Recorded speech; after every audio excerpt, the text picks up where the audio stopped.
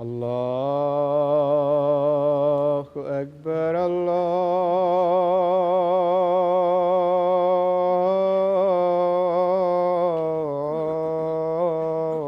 الله أكبر الله أكبر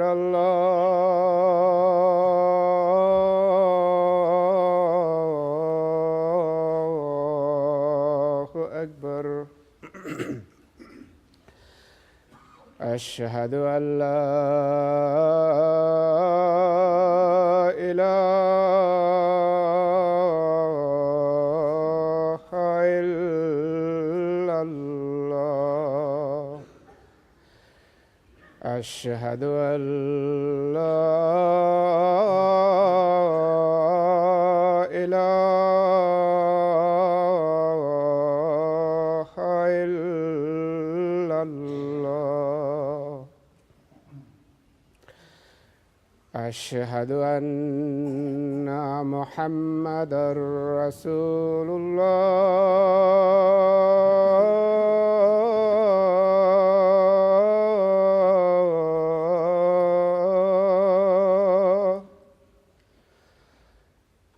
أشهد أن محمدًا رسول الله. حي على الصلاة.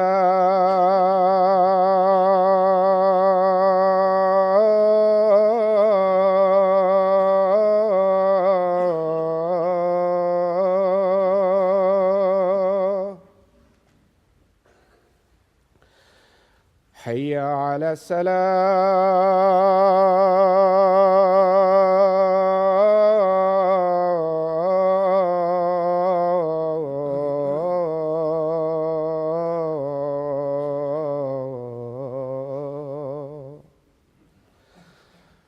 حي على الفلاح.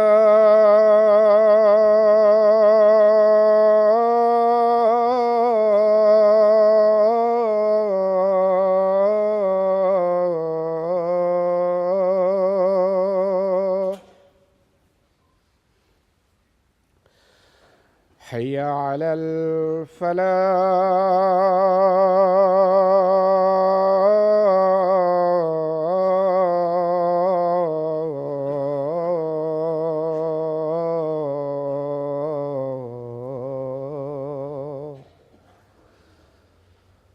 الله أكبر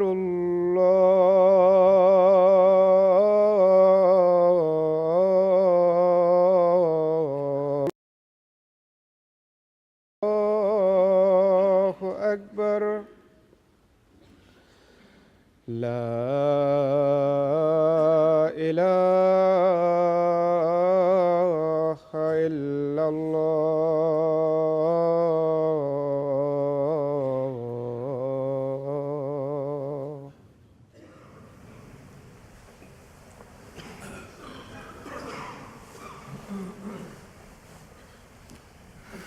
السلام عليكم ورحمة الله.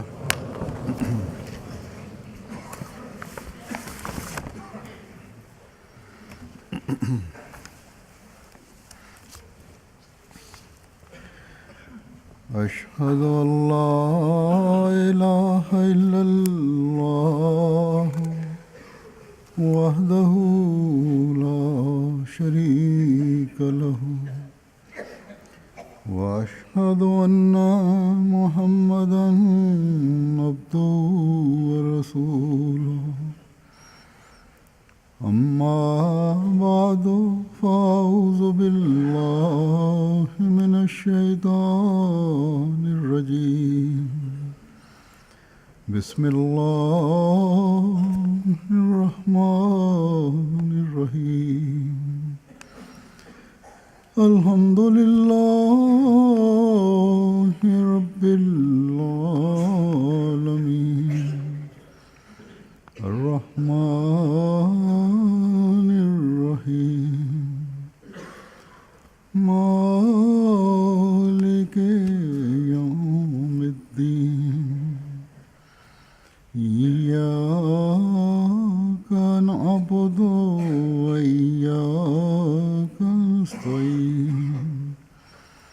اهدنا الصراط المستقيم صراط الذين أنعمت عليهم غير المغضوب عليهم ولا الضالين.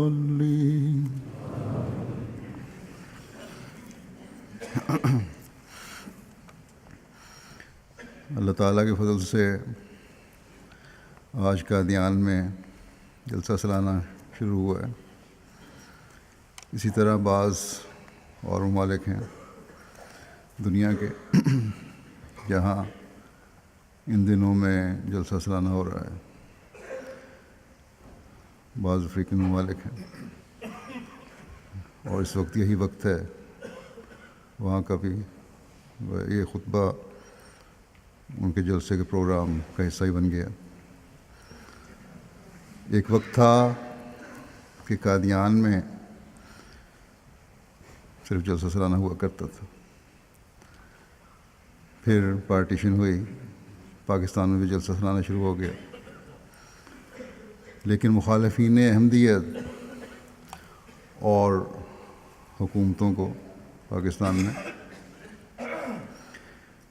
احمدیوں کا اللہ تعالیٰ اور اس کے پیارے رسول صلی اللہ علیہ وسلم کا ذکر کرنا سخت ناگوار گزرا، جس کی وجہ سے ایک قانون کے تحت جماعت احمدیہ کو اللہ تعالیٰ اور اس کے رسول صلی اللہ علیہ وسلم کا ذکر کرنے اور نام لینے سے روک دیا گیا، اور اس پر عمل درآمد کے لیے پاکستان میں جلسوں پر پابندی لگا دی گئی. اور یوں جماعت احمدیہ کہ پاکستان میں بسنے والے لاکھوں افراد کو اپنے زوم میں ان لوگوں نے اللہ تعالیٰ اور اس کے رسول کے ذکر سے محروم کر دیا.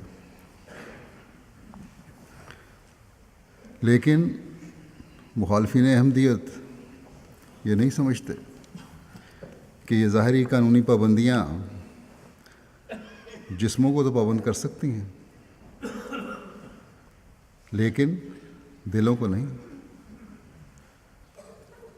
باوجود جذباتی اذیت کے، باوجود مالی نقصان کے، باوجود جان کی قربانی لینے کے، دشمن احمدیت ہمارے دلوں سے اللہ تعالیٰ کی محبت نہیں چھین سکتے. ہمارے دلوں سے تمام تر تکلیفیں دینے کے باوجود اور نقصان پہنچانے کے باوجود ہمارے آقا و مطاع حضرت محمد رسول اللہ صلی اللہ علیہ وسلم کی محبت نہیں نکال سکتے.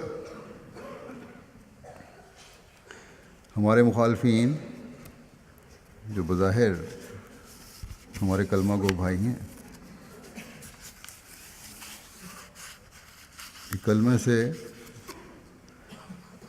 محبت کا عجیب دعویٰ کرتے ہیں کہ بجائے اس بات پر خوش ہونے کے کہ مسلمانوں میں سے ایک فرقہ ایسا بھی ہے جو کلمے کی محبت میں نہ صرف ہر چیز قربان کرنے کا دعویٰ کرتا ہے بلکہ عملاً ثابت بھی کر چکا ہے کہ کلمے کی محبت ان کے بچے بچے کے دل میں راسخ ہے. پھر بھی کلمہ پڑھنے سے روکنے کے لیے ہر جائز و ناجائز کوشش کرتے ہیں. مخالفین احمدیت کی احمدیوں کو تکلیف پہنچانے کی کوششوں کو ہر منصف مزاج احمدیت کی مخالفت نہیں بلکہ اسلام کی مخالفت کرے گا. بہرحال جلسے کے حوالے سے پاکستان کے احمدیوں اور پاکستان کے جلسے کا بھی ذکر آ گیا۔ ہر سال دسمبر کا مہینہ پاکستان میں بسنے والے احمدیوں کے لیے جلسے کے حوالے سے جذبات میں ایک غیر معمولی جوش پیدا کرنے والا بن کے آتا ہے۔ اللہ تعالیٰ کرے کہ ان کے یہ جذبات خدا تعالیٰ کے حضور اس طرح بہیں کہ اللہ تعالیٰ کے فضلوں کو جذب کرتے ہوئے ہر مخالفت، ہر تنگی، ہر مشکل کو خس و خشاک کی طرح بہا کر لے جائیں۔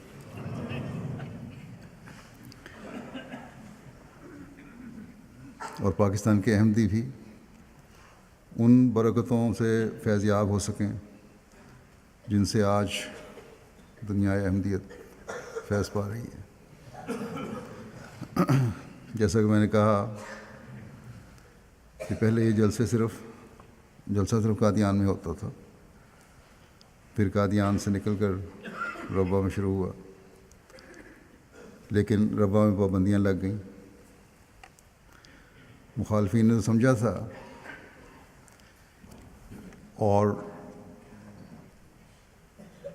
جن پر حکومت وقت نے، بلکہ حکومتوں نے جو بھی وقتی حکومتیں رہیں، انہوں نے یہ ہاتھ رکھ کر ان مخالفین پر یہ سمجھا تھا کہ جماعت احمدیہ پر پاکستان میں پابندیاں لگا کر احمدیت کی ترقی کو روک دیں گے۔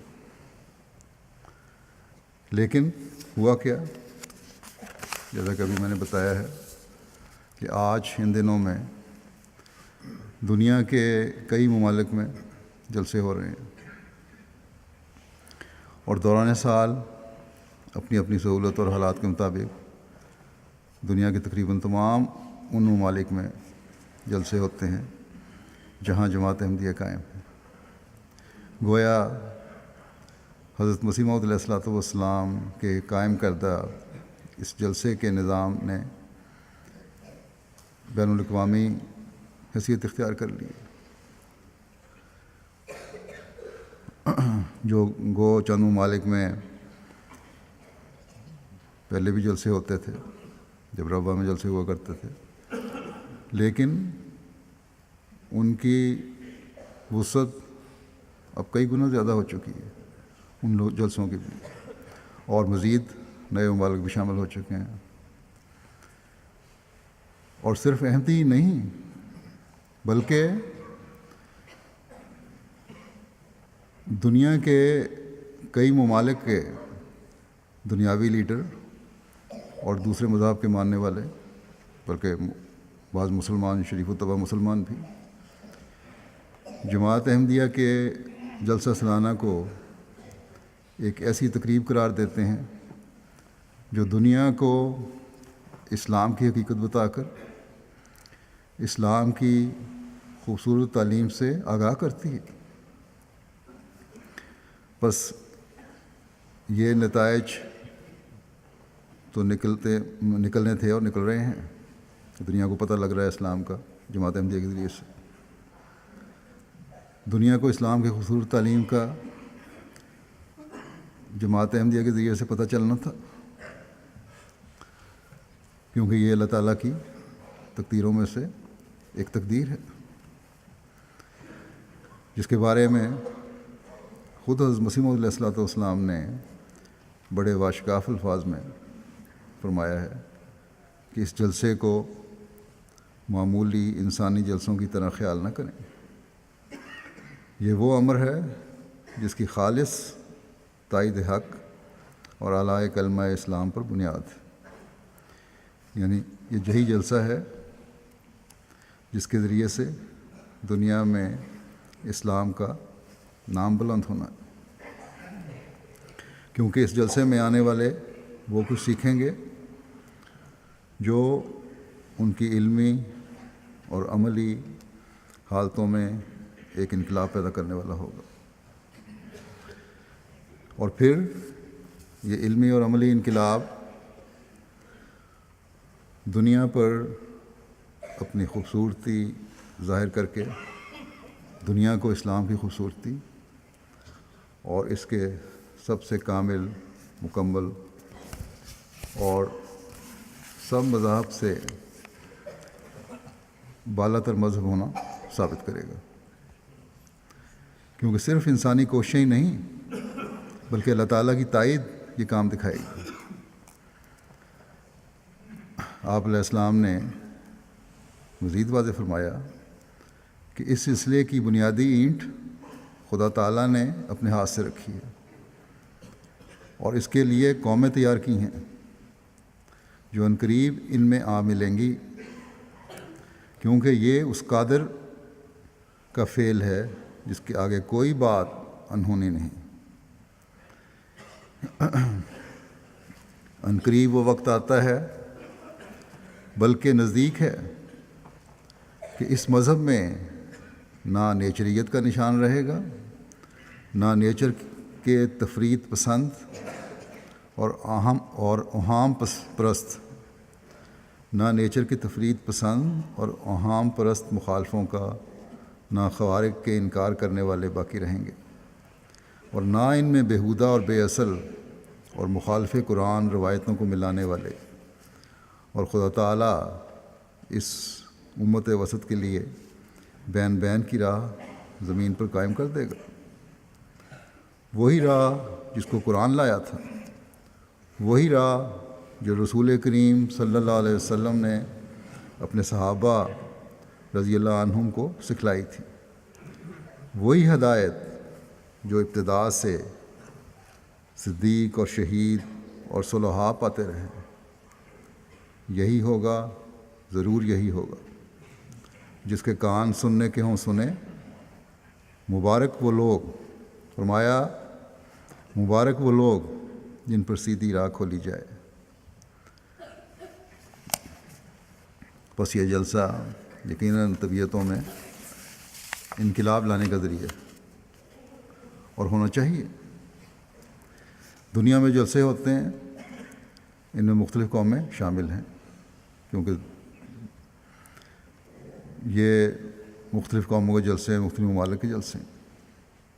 افریقہ میں افریقن شامل ہیں، مشرق بعید میں وہاں کے لوگ شامل ہیں، یورپ میں، امریکہ میں بہت سارے لوگ بھی شامل ہو گئے ہیں، عربوں میں شامل ہیں۔ اور اللہ تعالیٰ نے حضرت مسیح موعود علیہ السلام کے الفاظ کی عملاً تائید فرما دی ہے کہ قومیں تیار ہو کر اس میں مل رہی ہیں۔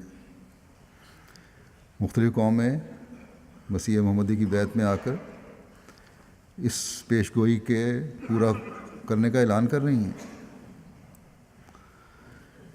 اور صرف یہی نہیں بلکہ اس وقت قادیان میں ہی آج جلسہ ہو رہا ہے۔ 31 ممالک کی نمائندگی ہے، افریقہ کی نمائندگی بھی ہے اور ایشیا کی بھی، عرب بھی ہیں اور عجم بھی ہیں، امریکہ کی نمائندگی بھی ہے اور یورپ کی بھی، آسٹریلیا کی بھی اور مشرق بعید اور جزائر کی بھی۔ بس ایک ملک میں جلسے پر پابندیاں لگا کر مخالفین نے سمجھا تھا کہ ہم نے احمدیت کو بڑی کاری ضرب لگا دی۔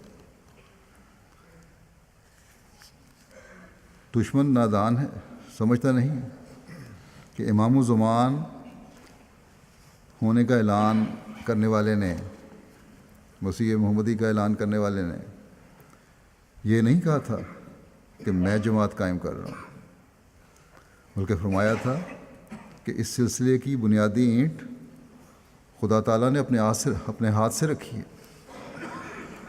بس اگر دشمنان احمدیت میں ہمت ہے تو خدا تعالیٰ سے مقابلہ کر لیں، لیکن یاد رکھیں کہ مسیح موعود علیہ السلام اللہ تعالیٰ کے وہ پیارے ہیں جن کے ساتھ اللہ تعالیٰ کی خاص تائید و نصرت ہے، اور کیوں نہ ہو، جب کہ آپ کو تو اس زمانے میں اپنے دین کی عظمت قائم کرنے کے لیے معمور ہی خدا تعالیٰ نے کیا۔ بس مخالفت سے پہلے آپ کے اس اعلان پر غور کرنا چاہیے جس میں آپ نے فرمایا، ایک شعر کا ایک مصرع ہے کہ اے میرے بدخواہ کرنا ہوش کر کے مجھ پر وار۔ مخالفین کو یاد رکھنا چاہیے کہ افراد جماعت کو دی جانے والی عارضی تکلیفیں جماعتوں کو ختم نہیں کر سکتی، چند افراد کو تو نقصان پہنچا سکتی ہیں، اور پھر وہ جماعت جس کو اللہ تعالیٰ کی تائید اور نصرت حاصل ہو اور خود اسے اللہ تعالیٰ نے قائم کیا ہو، کھڑا کیا ہو، اس کو یہ کس طرح نقصان پہنچا سکتے ہیں۔ بس ایک حکومت کیا، تمام دنیا کی حکومتیں مل کر بھی دنیا سے جماعت احمدیہ کو نہیں مٹا سکتی انشاءاللہ، کیونکہ یہی وہ جماعت ہے جس نے اللہ تعالیٰ کے بھیجے ہوئے کامل اور مکمل دین کو، دین کی حقیقی تعلیم کو تمام افراط و تفرید سے پاک کر کے اس اصلی شکل میں قائم کرنا ہے جو ہمارے آقا و مطاع حضرت محمد رسول اللہ صلی اللہ علیہ وسلم لائے تھے۔ اپنے اس دعویٰ کے بارے میں کہ جماعت کیا ہے، ایک جگہ حضرت مسیح موعود علیہ السلام نے یوں بھی فرمایا ہے خود بھی کہ کوئی دنیا کی طاقت کو ختم نہیں کر سکتی۔ فرماتے ہیں کہ جو کام اللہ تعالیٰ کے جلال اور اس کے رسول کی برکات کے اظہار اور ثبوت کے لیے ہوں اور خود اللہ تعالیٰ کے اپنے ہی ہاتھ کا لگایا ہوا پودا ہو، پھر اس کی حفاظت تو خود فرشتے کرتے ہیں۔ کون ہے جو اس کو تلف کر سکے؟ یاد رکھو، میرا سلسلہ اگر نری دکانداری ہے تو اس کا نام و نشان مٹ جائے گا۔ میرا سلسلہ اگر نری دکانداری ہے تو اس کا نام و نشان مٹ جائے گا، لیکن اگر خدا کی طرف سے ہے اور یقیناً اسی کی طرف سے ہے تو ساری دنیا اس کی مخالفت کرے، یہ بڑھے گا اور پھیلے گا اور فرشتے اس کی حفاظت کریں گے۔ فرمایا کہ اگر ایک شخص بھی میرے ساتھ نہ ہو اور کوئی بھی مدد نہ دے تب بھی میں یقین رکھتا ہوں کہ سلسلہ کامیاب ہوگا۔ بس یہ الفاظ ہیں، پرشوقت الفاظ ہیں، اور اللہ تعالیٰ کو گواہ بنا کر الفاظ پیش کیے گئے۔ بس یہ کس طرح ہو سکتا ہے دشمن اپنی کوششیں کریں اور سلسلے کو ختم کر سکیں؟ لیکن ہمیں بھی یاد رکھنا چاہیے کہ ہماری بھی کچھ ذمہ داریاں ہیں۔ ہم جلسے منعقد کرتے ہیں، ہم جماعت احمدیہ میں شامل ہوئے ہیں، ہمیں یاد رکھنا چاہیے کہ نہ یہ سلسلہ معمولی سلسلہ ہے جسے حضرت مسیح موعود علیہ السلام نے قائم فرمایا، نہ یہ جلسے معمولی جلسے ہیں جو آپ نے جاری فرمائے، نہ ایک احمدی کا احمدی کہلانا معمولی حیثیت رکھتا ہے، بلکہ ایک بہت بڑی ذمہ داری ہے ہر احمدی پر۔ حضرت مسلم نے فرمایا کہ اگر کوئی کمزور ہیں چلے بھی جائیں گے، بلکہ ساری دنیا بھی مجھے چھوڑ دے گی، تب بھی خدا تعالیٰ نہیں چھوڑے گا، یہ وعدہ ہے اس کا۔ بس احمدیوں کی بہت بڑی ذمہ داری ہے، ہر احمدی کی یہ ذمہ داری ہے جو حضرت مسیح موعود علیہ السلام کی بیعت میں آنے کا دعویٰ کرتا ہے کہ اللہ تعالیٰ کی تائید و نصرت میں حصہ دار بننے کے لیے وہ انقلاب اپنے اندر پیدا کرے جو حضرت مسیح علیہ السلام اپنے ماننے والوں میں دیکھنا چاہتے ہیں۔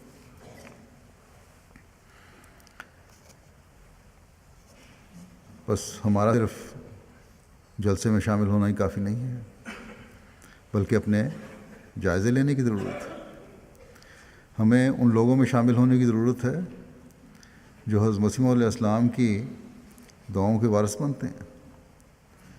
لوگ مجھے خط لکھتے ہیں کہ دعا کریں کہ ہم حضرت مسیح علیہ السلام کی جو جلسے میں شامل ہونے والوں کی دعائیں ہیں ان کو حاصل کرنے والے ہوں، ان کے وارث بنیں۔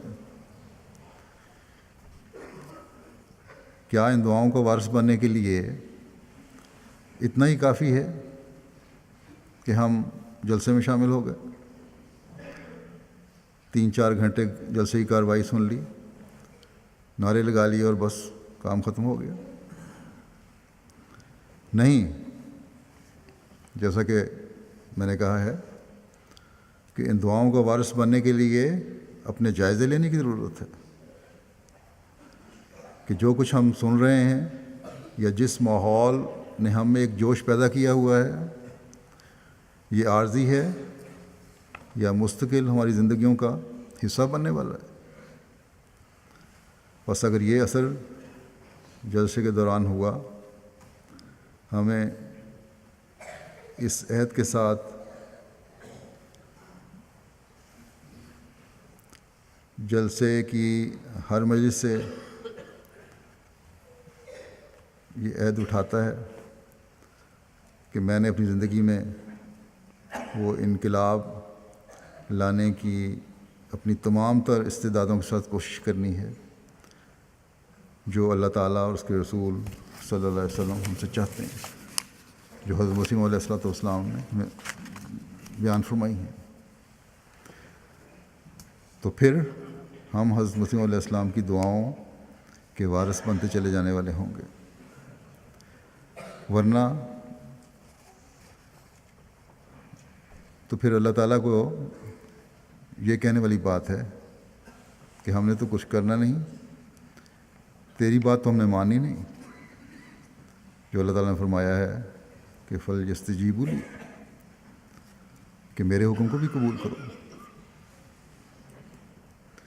لیکن دعاؤں کا وارث بننا ہے ہم نے۔ بس جلسے کے ماحول سے ایک روحانی انقلاب اپنے اندر پیدا کرنے کی کوشش اور اس کے حصول کے لیے دعا ہمیں پھر حضرت مسیح علیہ السلام کی دعاؤں کا وارث بنائے گی۔ بس کوشش اور دعا، یہ دونوں چیزیں ضروری ہیں تاکہ ہم حضرت مسیح علیہ السلام کی دعاؤں کا وارث بن سکیں، اور پھر یہ وارث بنا کر ہمیں اللہ تعالیٰ کے فضلوں سے نوازے گی۔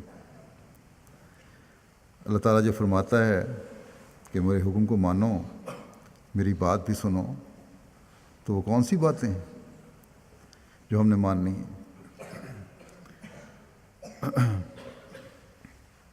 اور وہ تو باتیں کیا ہیں وہ ہم سب کو پتہ ہے کہ یہ باتیں اللہ تعالیٰ کے وہ احکامات ہیں جو قرآن کریم میں ابتدا سے آخر تک موجود ہیں، اور پھر اللہ تعالیٰ نے ہم پر احسان کرتے ہوئے زمانے کے امام کو بھیج کر ان احکامات کی گہرائی اور اہمیت کو ہم پر واضح فرما دیا۔ بس اس کے بعد ہمارے پاس کوئی عذر نہیں رہ جاتا۔ حضرت مسیح علیہ السلام نے جلسے کے حوالے سے ہی جہاں ہمیں اللہ تعالیٰ کے حق ادا کرنے کی طرف توجہ دلائی ہے، وہاں بندوں کے حق ادا کرنے کی طرف بھی بہت توجہ دلائی۔ آپ نے جلسے میں شامل ہونے والوں کو نیکی، تقوی، پرہیزگاری کی طرف توجہ دلانے کے بعد اس طرف بھی توجہ دلائی، بلکہ بڑے درد سے اپنے ماننے والوں سے یہ توقع رکھی کہ وہ نرم دلی اور باہم محبت اور مواخات میں، بھائی چارے میں ایک نمونہ بن جائیں،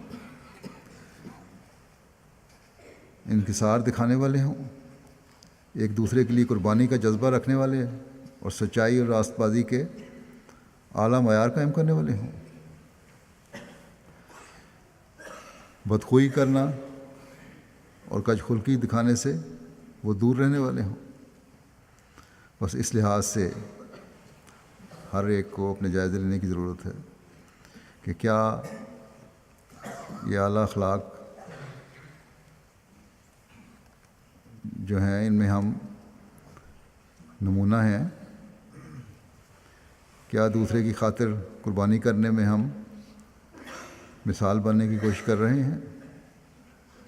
کیا عاجزی اور انکساری کے ہم میں وہ معیار ہیں جو حضرت مسیح علیہ السلام ہمیں دیکھنا چاہتے ہیں اور جن کا اللہ تعالیٰ نے قرآن کریم میں ذکر فرمایا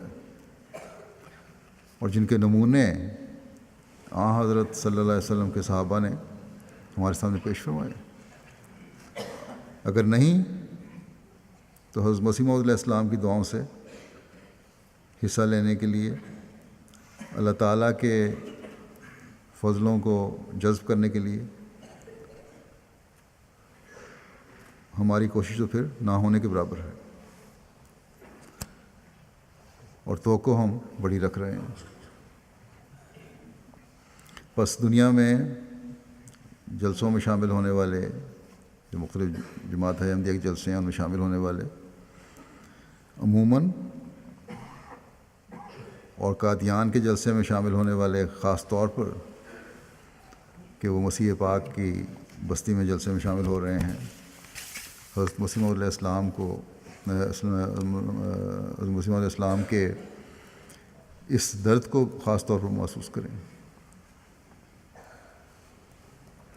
جس کا اظہار آپ نے جلسے میں شامل ہونے والوں سے فرمایا ہے۔ اگر حقیقت میں ہم نے ان دعاؤں کا وارث بننا ہے، حضرت مسیح علیہ السلام نے متعدد جگہ ہمیں مخاطب کر کے فرمایا کہ آپ ہم سے کیا چاہتے ہیں۔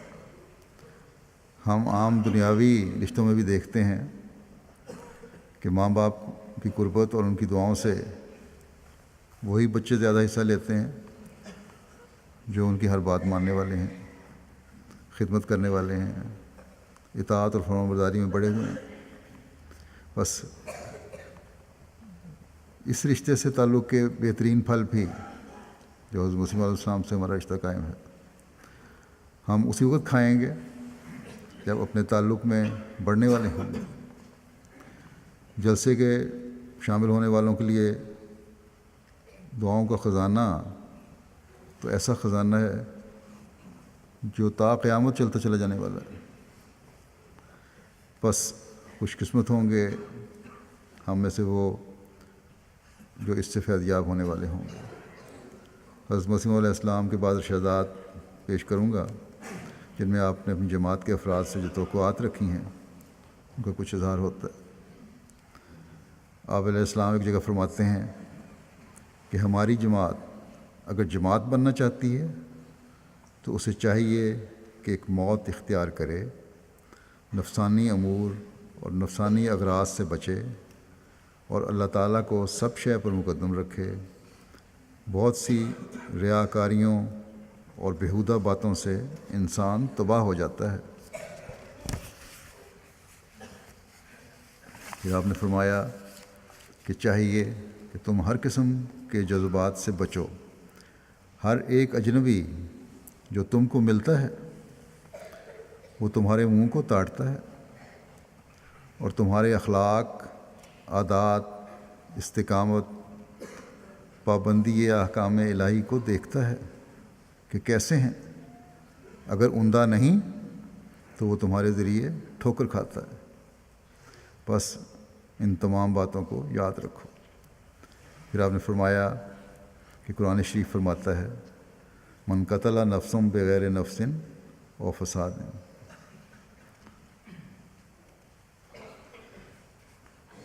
یعنی جو شخص کسی نفس کو بلا وجہ قتل کر دیتا ہے وہ گویا ساری دنیا کو قتل کرتا ہے۔ ایسا ہی میں کہتا ہوں، فرمایا ایسا ہی میں کہتا ہوں کہ اگر کسی شخص نے اپنے بھائی کے ساتھ ہمدردی نہیں کی تو اس نے ساری دنیا کے ساتھ ہمدردی نہیں کی۔ فرمایا زندگی سے اس قدر پیار نہ کرو کہ ایمان ہی جاتا رہے۔ پھر فرماتے ہیں یہ جماعت جس کو خدا تعالیٰ نمونہ بنانا چاہتا ہے، اگر اس کا بھی یہی حال ہوا کہ ان میں اخوت اور ہمدردی نہ ہو تو بڑی خرابی ہوگی۔ آپ فرماتے ہیں کہ میں سچ سچ کہتا ہوں کہ دین کے ساتھ دنیا جمع نہیں ہو سکتی، ہاں خدمت گار کے طور پر تو بے شک ہو سکتی، لیکن بطور شریک کے ہرگز نہیں ہو سکتی۔ یہ کبھی نہیں سنا گیا کہ جس کا تعلق صافی اللہ تعالیٰ سے ہو وہ ٹکڑے مانگتا پھرے۔ اللہ تعالیٰ تو اس کی اولاد پر بھی رحم کرتا ہے۔ پھر فرماتے ہیں ہماری جماعت میں، سننے والی بات ہے، ہماری جماعت میں وہی شریک سمجھنے چاہیے جو بیعت کے موافق دین کو دنیا پر مقدم کرتے ہیں۔ جب کوئی شخص اس عہد کی رعایت رکھ کر اللہ تعالیٰ کی طرف حرکت کرتا ہے تو اللہ تعالیٰ اس کو طاقت دے دیتا ہے۔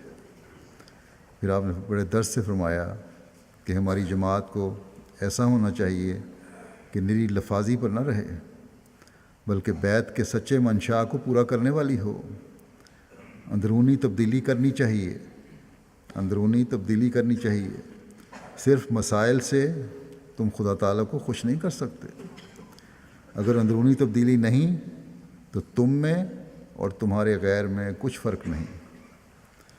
فرمایا اپنے نفس کی تبدیلی کے واسطے صحیح کرو، کوشش کرو، نماز میں دعائیں مانگو، صدقات خیرات سے اور دوسرے ہر طرح کے ہیلے سے والذین جاہدوا فینا میں شامل ہو جاؤ۔ بس یہ چند نصائح ہیں جو میں نے لی ہیں۔ حضرت مسیح علیہ السلام نے جماعت کے روحانی اور اخلاقی معیار کو بلند کرنے کے لیے بے شمار نصائح فرمائی ہیں۔ ہمیں انہیں سامنے رکھتے ہوئے اپنے میں اور غیر میں ایک واضح فرق پیدا کرنے کی کوشش کرنی چاہیے۔ اس کے بغیر ہم بیعت کے مقصد کو پورا نہیں کر سکتے۔ آپ علیہ السلام نے واضح فرمایا کہ صرف علمی ترقی سے یا مسائل کو جاننے سے یا مسائل کی بحث میں مخالفین کا منہ بند کر کے تم خدا تعالیٰ کو خوش نہیں کر سکتے۔ اتنا کافی نہیں کہ علم حاصل کر لیا۔ بے شک علمی ترقی اپنی جگہ اہمیت رکھتی ہے، لیکن خدا تعالیٰ کو خوش کرنے کے لیے، اس کے پیار کو جذب کرنے کے لیے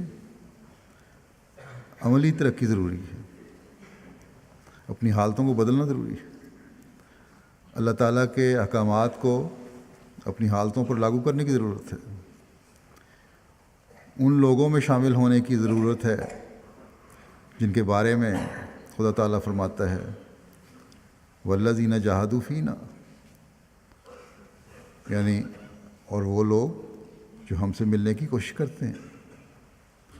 یہ کوشش وہ اپنے نفس کی قربانی سے کرتے ہیں، دعا اور نمازوں سے اللہ تعالیٰ کی مدد مانگتے ہوئے کرتے ہیں، صدقہ اور خیرات دے کر کرتے ہیں، اور ہر وہ طریقہ آزماتے ہیں جس سے خدا راضی ہو جائے۔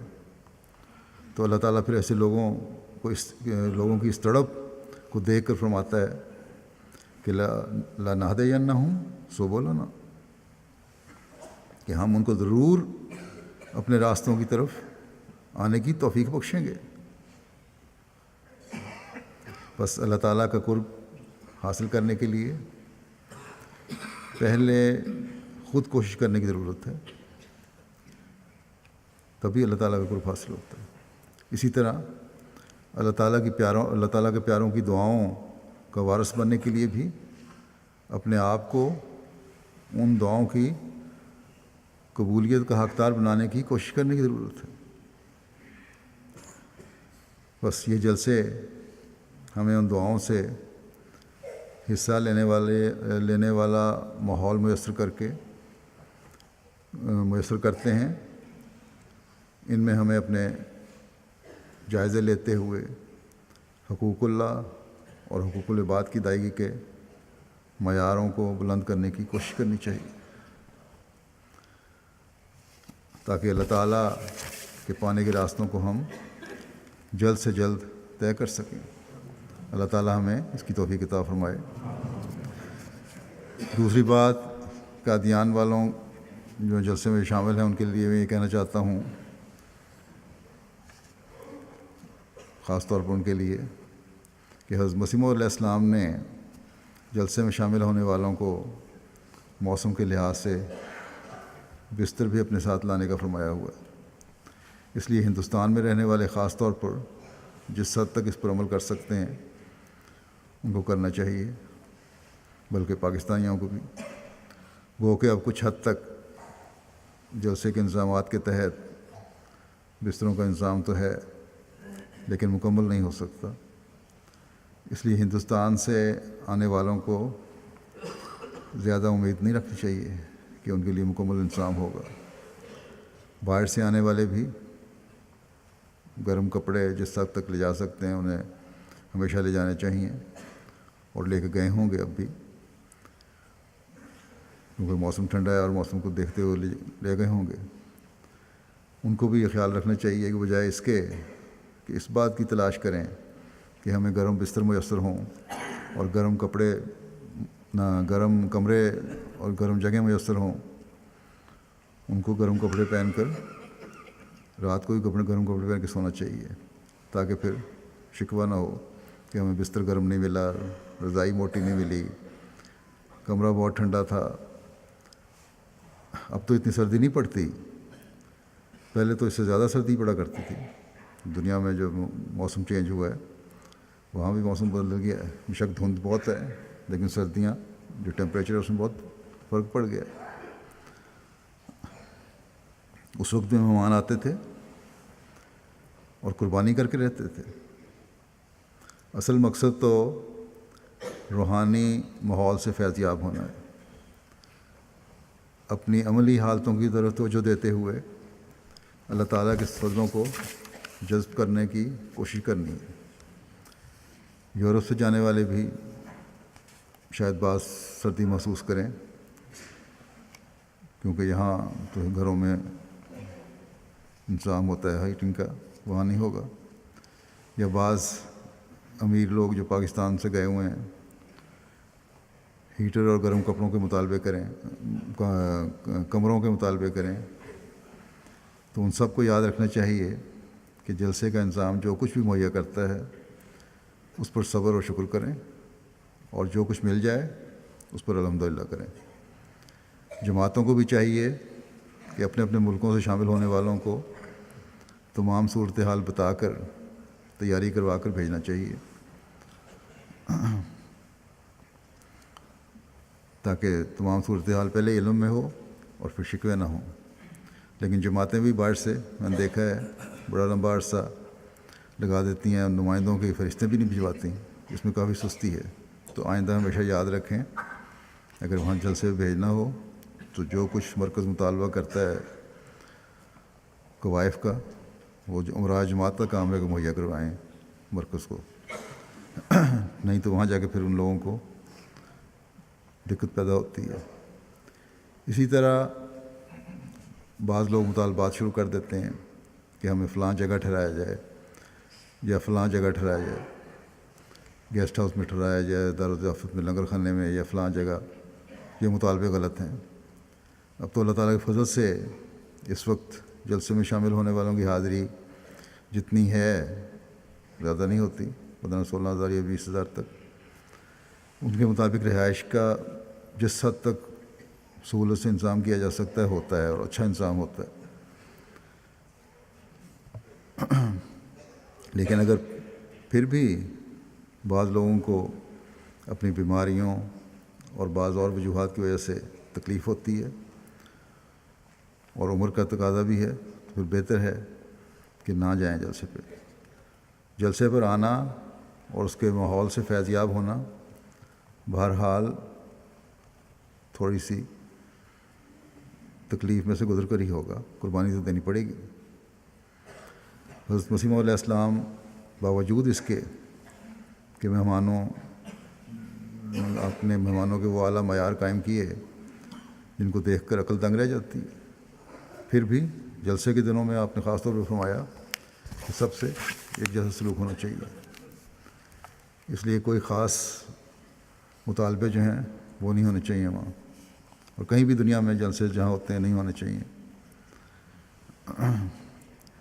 قادیان میں اب اللہ تعالیٰ کے فضل سے رہائش کی بہت سہولتیں، جیسا کہ میں نے کہا، اللہ تعالیٰ کے ارشاد کے مطابق جو الہام تھا حضرت مسیح علیہ السلام کو کہ وسع مکانہ کا، اس کے نظارے ہر سال جانے والوں کو نظر آتے ہیں۔ اللہ تعالیٰ وسعت پیدا کرتا چلا جا رہا ہے رہائش میں، اور انتظامیہ وہاں کی کوشش بھی کرتی ہے کہ اس کے مطابق جس حد تک جائز سہولتیں دے سکتی ہے دے، لیکن پھر بھی بعض جب وسیع پیمانے پہ انتظام ہو کچھ کمیاں رہ بھی جاتی ہیں۔ بس ایسے مہمان جو مطالبوں کے عادی ہیں، انہیں اگر تکلیف بھی ہو تو پھر بھی انتظامیہ سے تعاون کریں، اور جیسا کہ میں نے کہا اس بات پر خوش ہوں اور اس بات کی تلاش کریں کہ ہم نے مسیح پاک کی بستی میں آ کر زیادہ سے زیادہ فیض کس طرح اٹھانا ہے، اور اس کے لیے جیسا کہ میں نے کہا دنیاوی آراموں پر نظر رکھنے کے بجائے ان باتوں کی تلاش کریں اور انہیں حاصل کرنے کی کوشش کریں جو حضرت مسیح موعود علیہ السلام ہم سے چاہتے ہیں۔ اللہ تعالیٰ کے فضل سے چند ایک کے علاوہ تمام شاملین جلسہ جو وہاں ہیں اخلاص و وفاق کا ایک نمونہ ہوتے ہیں، یا جب بھی جاتے ہیں وہ، چاہے وہ روس سے آئیں یا امریکہ سے یا یورپ سے، مسیح موعود کی بستی میں جا کر جب وہ اپنے تاثرات لکھتے ہیں تو ان کی ایک عجیب روحانی کیفیت ہوتی ہے، ایک عجیب رنگ ان میں پیدا کر دیتی ہے۔ بس چند ایک وہ، اور وہ بھی ان میں سے جو پرانے احمدی ہیں ان میں سے اگر مجھے کچھ شکایت ہے تو ان سے زیادہ ہے، انہیں بھی ان لوگوں کو جن پر دنیا داری غالب آ رہی ہے ان سے بھی میں کہوں گا کہ ان نئے شامل ہونے والوں کے اخلاص و وفاق کو دیکھیں۔ ہر شامل ہونے والا، جلسے میں شامل ہونے والا، بجائے ان چیزوں کی تلاش کے اپنے آپ کو اس روحانی ماحول میں ڈبونے کی کوشش کریں، دعاؤں میں وقت گزاریں۔ ان دنوں میں خاص طور پر جہاں اپنے ایمان و ایقان کے لیے دعائیں کریں، وہاں خاص طور پر جماعت کی ترقی، خلافت سے وابستگی اور اس تعلق میں بڑھتے چلے جانے کے لیے بھی دعا کریں۔ حضرت مسیح موعود علیہ السلام نے اپنی جماعت سے جو توقعات وابستہ کی ہیں ان کے حاصل کرنے کے لیے بھی دعا کریں۔ مومنین کی دعائیں ایک دوسرے کی مددگار ہوتی ہیں، بس جماعت کے لیے، خلیفہ وقت کے لیے، ایک دوسرے کے لیے دعائیں خود دعا کرنے والوں کو بھی اللہ تعالیٰ کے فضلوں کا وارث بنانے والی ہوں گی انشاءاللہ۔ ان دعاؤں میں حصہ دار بنیں گے جو آپ کی دعائیں، ان دعاؤں میں حصہ دار بنیں گی جو حضرت مسیح علیہ السلام نے اپنی جماعت کے لیے کی ہیں۔ جلسہ کے بخیر و خوبی اختتام پذیر ہونے اور دشمن کے ہر شر کو اس پر الٹنے کے لیے بھی دعائیں کریں، کیونکہ دشمن کہیں بھی کچھ بھی کر سکتا ہے۔ حضرت مسیح علیہ السلام کے مشن اور مقصد کو جلد پورا ہوتا دیکھنے کے لیے دعائیں کریں۔ اپنے رات دن، صبح شام ذکر الہی میں گزاریں، تبھی جلسے میں شامل ہونے کے مقصد کو حاصل کرنے والے بن سکیں گے۔ اللہ تعالیٰ ان سب کو اس کی توفیق عطا فرمائے۔ اللہ تعالیٰ جلد ہمیں وہ نظارے دکھائے جب ہم دنیا کو مسیح محمدی کے ساتھ جڑ کر حضرت محمد رسول اللہ صلی اللہ علیہ وسلم کے جھنڈے تلے جمع ہوتا وہ دیکھنے والے ہوں۔ نمازوں کے بعد میں ایک جنازہ غائب بھی پڑھاؤں گا جو ہمارے مبلغ سلسلہ سابق مبلغ مکرم احمد شمشیر سوکیہ صاحب کا ہے، جو 24 دسمبر 2014 کو ماریشس میں وفات پا گئے. انا للہ و انا الیہ راجعون. 1933 میں آپ پیدا ہوئے. مئی 1933 میں آپ ماریشس کے رہنے والے تھے. آپ کے والد عبدالستار سوکیا صاحب لمبا عرصہ صدر جماعت رہے. آپ کے دادا عبد المناف سوکیا صاحب نے حضرت صوفی غلام محمد صاحب رضی اللہ تعالیٰ عنہ مبلغ سلسلہ کے ذریعے بیعت کی تھی. 1952 میں کرم شمشیر سوکیا صاحب نے سینئر اسکول سرٹیفکیٹ کا امتحان کیمبرج یونیورسٹی سے پاس کیا. 53 سے آپ نے سول سروس میں نوکری شروع کی. 1962 میں جب آپ بطور انسپیکٹر انکم ٹیکس کام کر رہے تھے، رخصت پر زیارت مرکز قادیان اور ربوہ گئے. ایک لمبا عرصہ سے آپ کی خواہش تھی کہ زندگی وقف کرنی چاہیے. ربوہ پہنچ کر اس خواہش نے اتنا جوش مارا اور وہاں کا ماحول اتنا اچھا لگا کہ آپ نے وہیں سے نوکری سے استعفیٰ کا خط لکھا اور زندگی وقف کر کے جامعہ احمدیہ میں داخلہ لے لیا. 6 نومبر 1962 کو جامعہ احمدیہ ربوہ میں داخل ہوئے. جولائی 1966 کو جامعہ سے فارغ التحصیل ہوئے. جامعہ سے تعلیم مکمل کرنے کے بعد اب آپ واپس ماریشس تشریف لائے. یہاں آپ کی شادی اولین احمدی الحاج عظیم سلطان غوث صاحب کی بیٹی سیدہ سوکیا صاحب سے ہوئی. ابتدائی تقرر آپ کا ماریشس کے لیے ہوا. اس کے بعد جولائی 1967 سے ستمبر 1977 تک آئیوری کوسٹ میں بطور مبلغ خدمت سر انجام دی. بعد ازاں ربوہ میں کچھ عرصہ قیام کے بعد مارچ 1978 میں دوبارہ آئیوری کوسٹ تشریف لے گئے. اگست 1981 میں آپ کا تبادلہ آئیوری کوسٹ سے بنین ہو گیا اور اپریل 1987 تک آپ نے بنین میں خدمات کی توفیق پائی. 1987 میں آپ باقاعدہ سروس سے ریٹائر ہوئے، لیکن مختلف حیثیت سے جماعتی خدمات سر انجام دیتے رہے. خطبات کے تراجم اور دوسرے علمی کاموں میں آپ نے علمی کام کرنے کی آپ کو توفیق ملی. افریقہ میں آپ نے بڑے صبر کے ساتھ مشکل حالات میں خدمت کی توفیق پائی.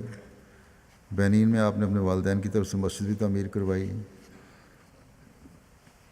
آپ کو ماریشس اور روڈرگز جزیرے کے علاوہ قریبی ممالک مڈغاسکر، جزائر کوموروس اور ری یونین آئی لینڈ میں بھی خدمت کی توفیق ملی. ماریشس میں قیام کے دوران آپ نے لٹریچر کے تراجم اور کتب کی تیاری کے حوالے سے بھرپور خدمات سر انجام دیں. متعدد جماعتی لٹریچر کا فرینچ زبان میں ترجمہ کی توفیق ملی. حضرت مسیح علیہ السلام کی کتاب کشتی نوح کا فرینچ ترجمہ کرنے کی توفیق ملی. حضرت خلیفۃ المسیح رابع رحمہ اللہ تعالیٰ کے خطبات کا فرینچ ترجمے کی کیسٹ ریکارڈ کروا کر فرینچ ممالک کو بھجواتے رہے. قرآن کریم کا کریول زبان میں ترجمہ کرنے کی توفیق ملی. نئے شائع ہونے والے فرینچ قرآن کریم کی فائنل چیکنگ اور تصحیح کی توفیق ملی. سیرت النبی صلی اللہ علیہ وسلم پر ایک مختصر کتاب لکھی آپ نے. بڑے بے نفس، سادہ اور ریا سے پاک انسان تھے. آپ نے بہت عاجزی تھی، بلکہ شروع سے ہی عاجزی تھی. ان میں مجھے یاد ہے ربوہ میں جب پڑھتے تھے جلسہ سالانہ کے دنوں میں ڈیوٹیاں دیا کرتے تھے، ہم اکٹھے ڈیوٹی دیتے تھے. انتہائی عاجزی سے دکھانے والے شخص تھے. ہر ایک کے ساتھ خوش اخلاقی سے پیش آتے اور بڑے بارونق اور خوش مزاج بھی تھے. وفات سے چند ماہ قبل تقریباً 4,500 یورو خاموشی سے آئیوری کوسٹ میں مسجد کی تعمیر کے لیے دیے. ایک احمدی کو رقم کی ضرورت تھی، تو اس کی فیملی میں سے جب کوئی مدد نہ کر سکا، آپ کو علم ہوا تو فوراً بلا کر خاموشی سے مطلوبہ رقم دے دی. ربوہ کے اساتذہ کو جن سے آپ نے پڑھا بڑی محبت سے ذکر کیا کرتے تھے. علم دوست انسان تھے. اللہ تعالیٰ ان کے درجات بلند فرمائے، مغفرت کا سلوک فرمائے. ابھی جیسا کہ میں نے کہا نمازوں کے بعد ان کا نماز جنازہ غائب ہوگا.